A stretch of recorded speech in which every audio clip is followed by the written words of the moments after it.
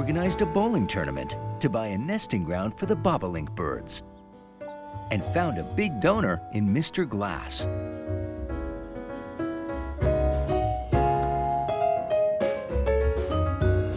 The more pins people knocked down, the more money would be donated for bobolinks.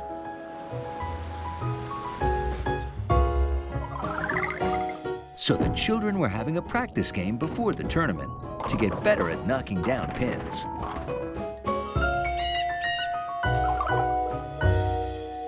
You see? Now you can practice with something that doesn't squish or squirt. Oh, good. You're here. We have to cancel the tournament. Cancel the tournament? We have an emergency. Normally, I rack the children's bowling balls and Mr. Berg polishes the shoes. But Mrs. Berg's back has been acting up, so we switched. And now Mr. Berg's fingers are stuck. I have to drive him to the doctor's. On account of I can't steer with bowling ball hands. Ow! Oof. There will be no one to hand out shoes or work the concession stand. We can do it. We keep all the shoes over here. Oh! Oh, let's get you to the doctor before you do any more damage. Don't worry. We'll have things back to normal in no time.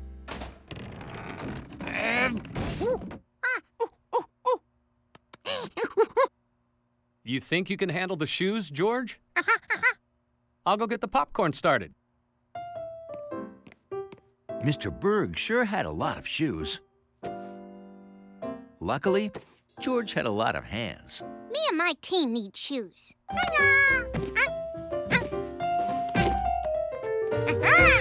Thanks, George. Handing out shoes was easy. The Sprout Bowler's reporting for duty. Huh? Wow. Good thing they gave the little kids extra time to practice. Yup, that shoe is too big for a kid. Most bowlers wear the same size bowling shoes as their street shoes. Little kids probably don't know that. Monkeys didn't know that either. But then monkeys didn't usually wear shoes. Size 10, size 10, and size 7.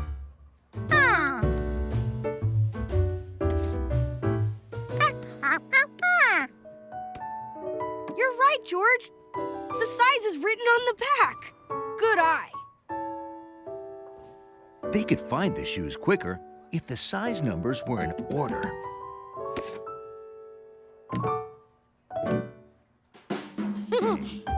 George hadn't noticed these colored signs before. There was a blue man, a red lady, and green children. They were the same colors as the shoes. Maybe the different colors meant they were different kinds of shoes. The shoe with the number in green was the smallest. Green numbers must be for children. The shoe with the red number was a little bigger. Red numbers must be for ladies.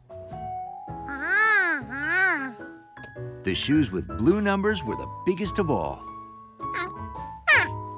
Blue numbers must be for men. When you matched the numbers and the colors, you got two shoes that were the exact same size.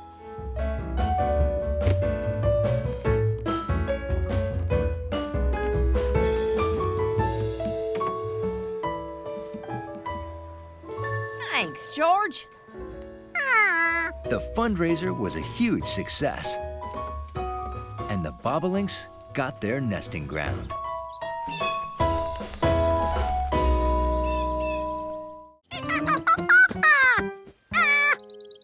Go! Go! Good morning, George. I'm gonna sleep 5 more minutes, okay?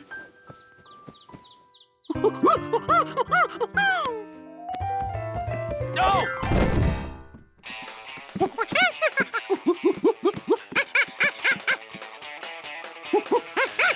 Just hurry! coaster whips and snaps you around hairpin turns at 70 miles per hour. So come on down to Zany Island and ride the Turbo Python 3000. That's Captain's orders. Arr! Everyone was excited about riding the Turbo Python 3000. Except the man with the yellow hat. He was afraid of roller coasters and remembered the first and last time he rode a roller coaster. It was so long ago, he was just the boy with the yellow hat.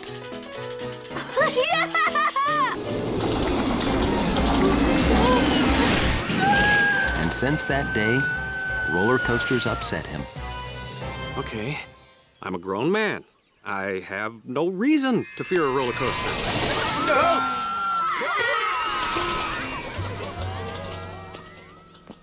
Enjoy the ride, George. Whew. I am thirsty. Excuse me. I'm sorry, but you can't ride the Turbo Python 3000. You have to be as tall as this sign to ride. And, you're not. That's it, honey. Go to sleep. Nothing makes you grow like a good sleep. And I want you to grow up to be big and healthy.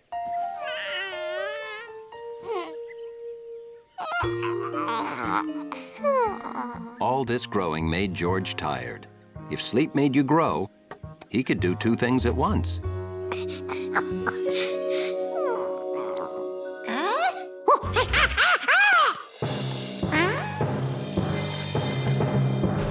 Sleep made George grow a lot, at least in his dream.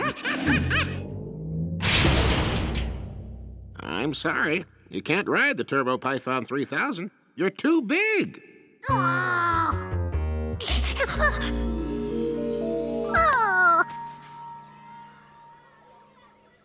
George didn't grow as big as he had in his dream, but he grew enough to be 5 licorice whips tall. My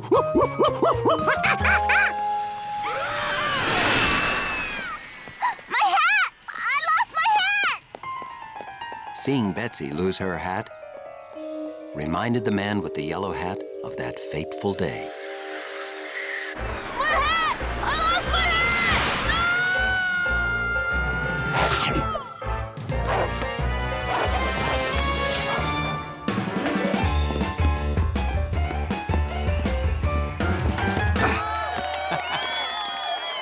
That's it. I'm not afraid of roller coasters. I'm afraid of losing my yellow hat. Your hat is safe, Betsy! What's with all these sour faces? I don't like sour faces at me park, you know. Oh, hi there, Captain Zany. You see, this monkey's too short to ride the Turbo Python 3000. Too short? Bah! He's not too short. Monkeys don't grow very big. That's why we have the... You must be this tall if you're a monkey side.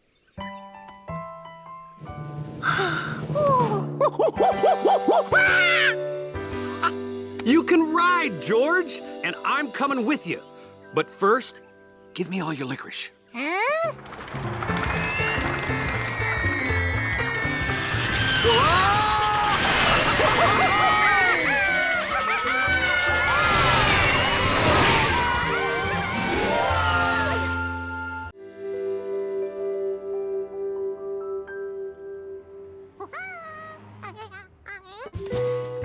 Friday afternoon, a perfect time for a trip.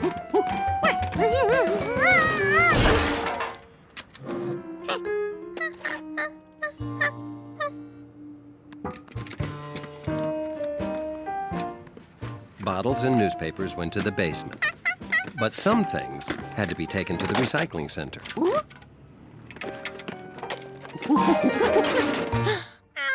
Hey, looks like you could use a hand. Or maybe another foot. I'm guessing you're going the same way I am. I have to pick up a package for Betsy. The recycling center's right next door. Stick it all in Betsy's wagon. I'll give you a lift.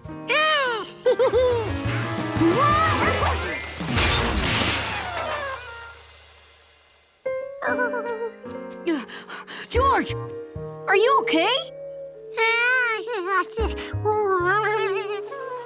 The wheel! I'll get it!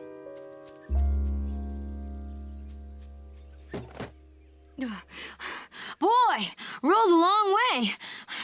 I bet you could get it to roll from here to the other end of the park if you wanted. Might even set some sort of wheel rolling record. Say, what do you think? For the record?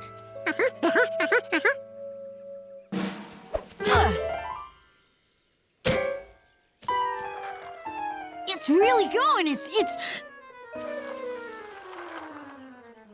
gone. Hurry, after it! Oh, where could it be? Oh my gosh, the package place will be closing soon. Come on, we'll find the wheel later.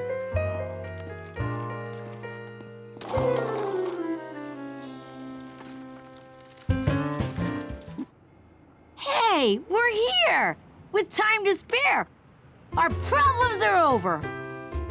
Oh, this is gonna be a problem.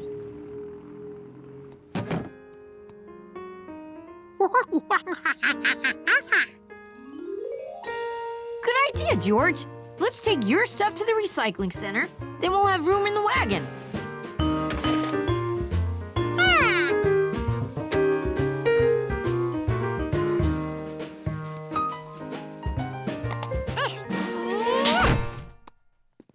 Hey, what are you doing, George? That won't work. Cuz it's from a baby carriage. It's for babies. I got something better.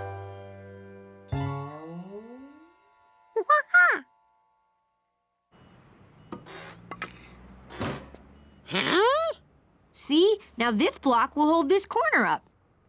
You just pull the wagon, and I'll just push this block of wood along with my foot.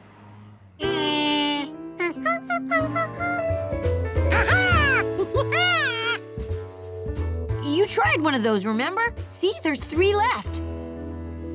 George, that's it! There! Now they're all the same size. Hey, George, did you help Steve go get my wagon? Look, I can explain everything. See, I had this crazy idea. I thought if... Wait, we didn't go get your wagon. We brought the wagon with us to get your package. But that's what's in the package. See?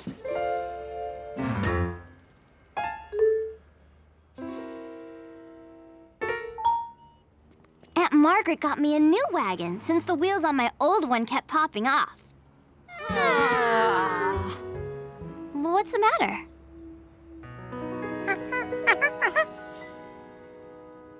Looks great. George, I'm so grateful to you for helping Steve. I want you to have my old one. Huh, too bad we never found the 4th wheel. Those baby carriage wheels won't hold up long. Ice cream, anybody? Sure. I wonder what happened to that other wheel. Oh well, some things are just a mystery.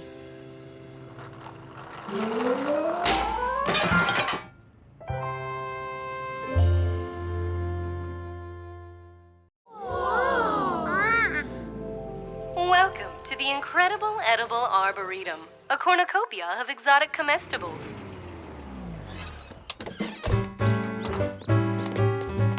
Blueberries!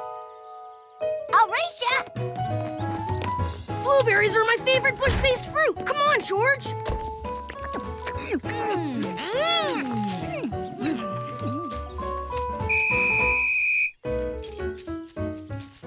It looks like you all forgot the county sprout rules. Rule number 1. Never eat any plant that you're not 100% certain is safe. And that means... Consulting the Edible Plants Guidebook? No, it means getting an okay from an adult. Right. Rule number 2, plants are living things. You can kill or hurt them if you're too rough. So don't pull on them and don't break any branches. Come on. Why is the screen flickering? Either the Earth is off its axis, or I forgot to charge the batteries. Okay. George, can you climb that tree and see where we are?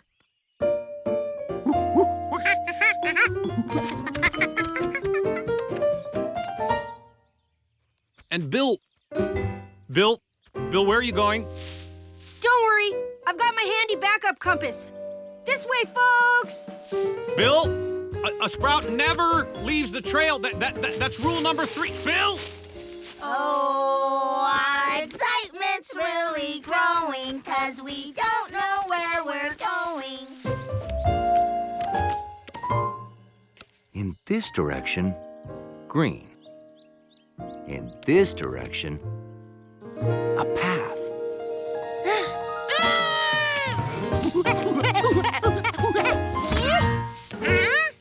George couldn't believe what he was seeing.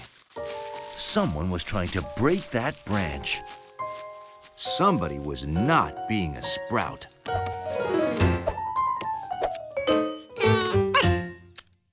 Oh no! This man was wrecking a tree. Whoa! Hey, are you a monkey? Cool. I always wanted a monkey, but my mother said no. George had to do something, and fast. This tree was in trouble.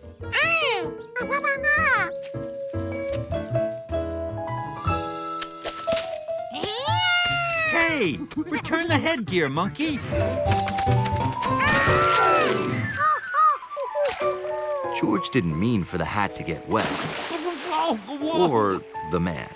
But George couldn't wait around. He had to check on that tree. George wished he could think of a way to get the branches back on the tree. He needed something sticky. Really sticky. Like mud. George! Thank goodness I found you. Oh, I'm sorry I left you in that tree. Oh, Dr. Greenbean, nice to see you. Sorry we're late. We've had a rough day. Tell me about it. First this monkey ran off with my hat, and now my tree lopper has vanished.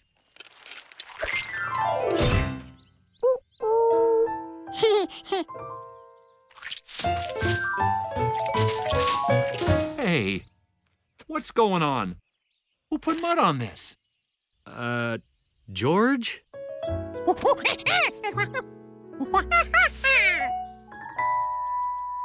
Ah, so Dr. Greenbean was cutting some branches, and you thought he was hurting the tree. Ah, you should have asked. Oh, wait, you're a monkey. Well, anyway, this is called pruning. You make a careful cut, and it doesn't hurt the tree at all. Hey, I got it! Mr. Sproutmaster? According to this, you're going the exact wrong... Wait, you're going the right way. Never mind, proceed. Bedtime in the city. When all little monkeys like to hear a good story. Of all the bedtime stories, Double O Doggy was George's favorite. It's a super spy's job to discover secrets, and Double O Doggy is the best. He has lots of tools to help him. Oh, that's a periscope, remember? Well, inside the tube are 2 mirrors. The mirror at this end reflects whatever it's pointing at to a mirror at this end. That way, Double O Doggy can see things without being seen himself. All right. Good night, little spy monkey.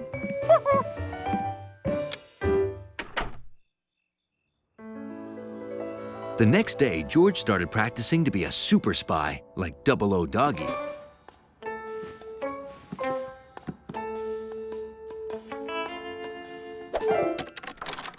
George, if you have any paper to recycle, put it in this bin, okay? George?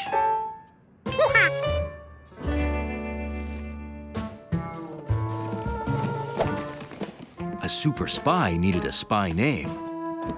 George became Double O Monkey. Professor Wiseman, I was wondering, can we meet an hour later? A super spy had to be smart, quiet, and quick with his hands and feet. There's this thing I want to get for George. He is going to love it. Sometimes super spies had to go undercover. Oh, great. See you then. He'd only been a super spy for 2 minutes, and Double O Monkey already had his first spy mission. Find out what the man with the yellow hat was going to get him.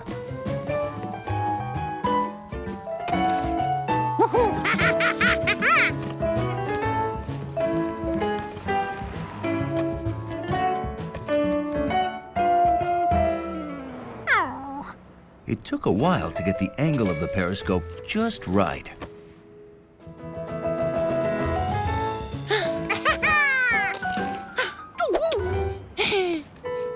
He was gonna need something to hold it all together.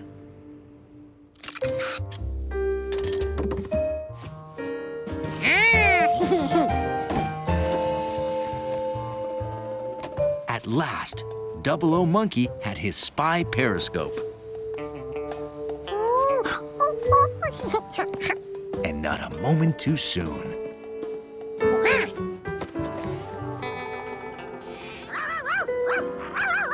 Except maybe Charky.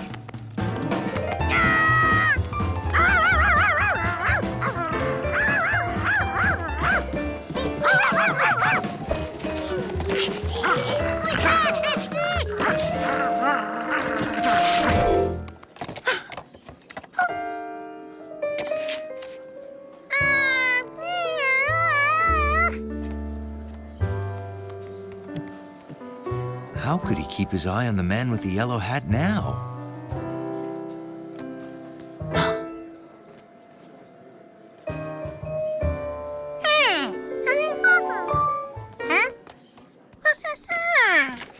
You wouldn't be a spy monkey, would you? Did you make this? Wow, this is very good. Really? But you know, it's not nice to spy on people.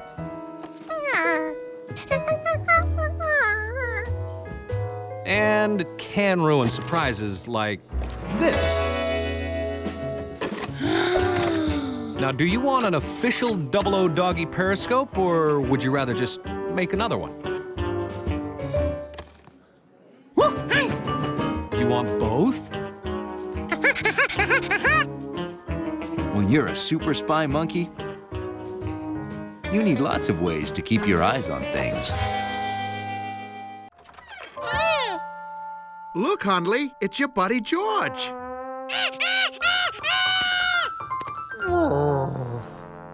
Come on in, guys. Thanks for letting Hundley spend the night while I'm gone. I brought all of his chew toys and snacks and grooming supplies. Thank you, Hundley. And this is a list of everything Hundley needs and when he needs it.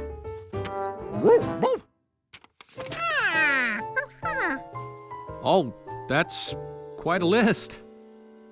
He's used to doing things in a certain way. This is the first time we've been apart in 3 years, 7 months, and 15 days. I'll pick you up in the morning, just like we talked about. Bye-bye. Bye. We'll make sure he has a good time. I'm gonna do the laundry.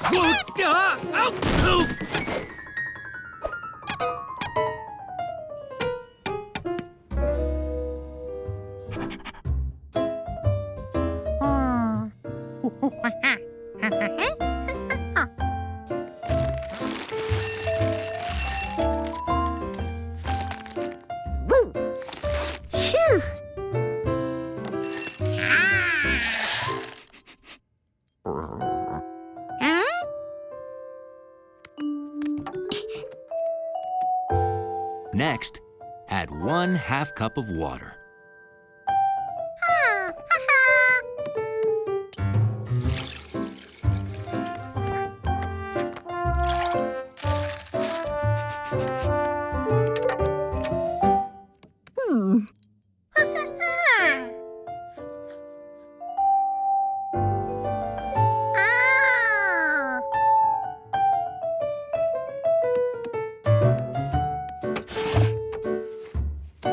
Hundley had been taught good manners, to be neat, and to chew his food thoroughly. Waiting for Hundley to chew wasn't George's idea of fun.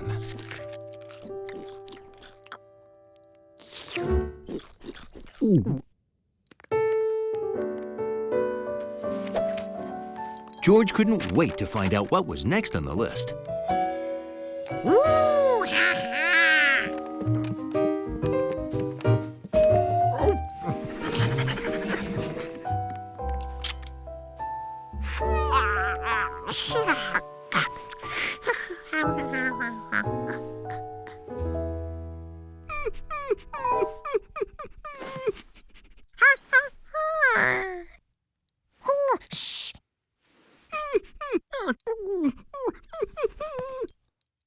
Just to make sure Hundley wasn't trying to tell him something important, George checked the list.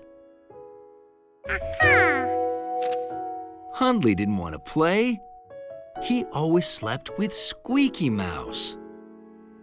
Squeaky Mouse helped Hundley sleep and kept nightmares away.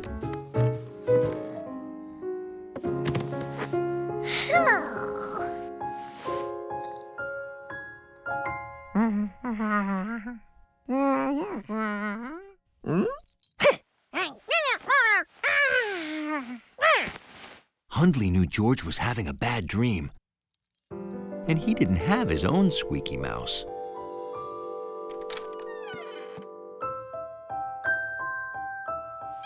Wow.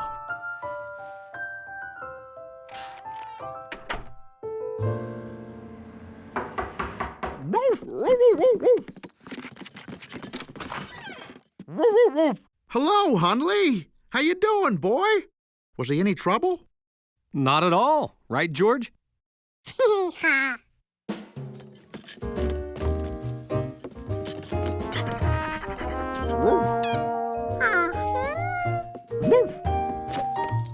Hundley says thank you.